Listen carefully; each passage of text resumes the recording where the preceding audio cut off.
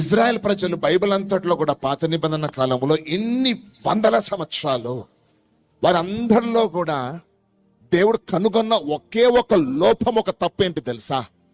ఏంటిది అనంటే అవిధేయత. వారిలో ముఖ్యమైన తప్పు. వారు ఎన్నో ఆశీర్వాదాలు పోగొట్టుకోవడానికి, వారు చెరగా కొనిపోబడడానికి, అనేకమైన శ్రమలు వారి మీదకి రావడానికి అన్నిటికీ కారణాలు ఒకటే. ఏంటిది? పలకండి, అందరు పలకండి, అవిధేయత. సో ఇప్పుడు వాళ్ళు అవిధేయతను బట్టి అనంట దేవుడు వారిని వెనుకకు తిప్పినాడు అనంట. వెనుకకు తిప్పినాడు. మళ్ళీ అక్కడికే దేవుడు తీసుకొని వచ్చినాడు. ఎప్పుడో 40 సంవత్సరాల తర్వాత మళ్ళీ అక్కడ తీసుకుని వచ్చినాడు. 40 సంవత్సరములు 11 రోజుల్లో వచ్చి స్వతంత్రించుకోవలసిన ఆశీర్వాదాన్ని వాళ్ళు 40 సంవత్సరాల తర్వాత తీసుకున్నారు. కారణం ఏంటిది అనంటే విధేయతను బట్టి. That is the main reason.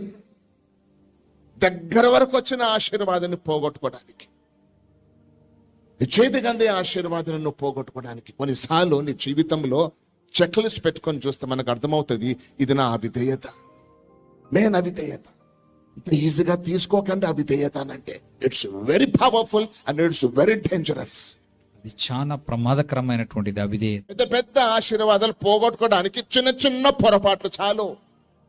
పెద్ద పెద్ద పొరపాట్లు అవసరం. పెద్ద తప్పులతోటి ఆశీర్వాదాలు పోగొట్టుకోరు. చిన్న తప్పులతోటి పెద్ద ఆశీర్వాదాలు పోగొట్టుకుంటారు, చిన్న చిన్న పొరపాట్లతోటి.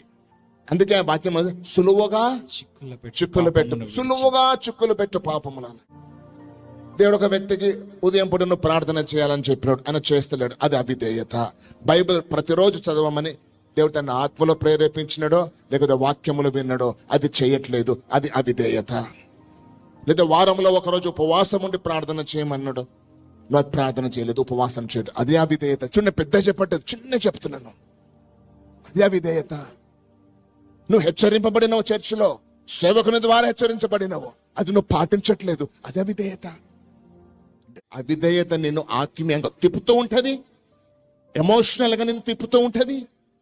ఒక గురి లేకుండా, గమ్యం లేకుండా తిరుగుతూ ఉంటావు నువ్వు. కారణము అవిధేయత. దేవునికి లోబడకపోవడం, దేవుని వాక్యానికి లోబడకపోవడం.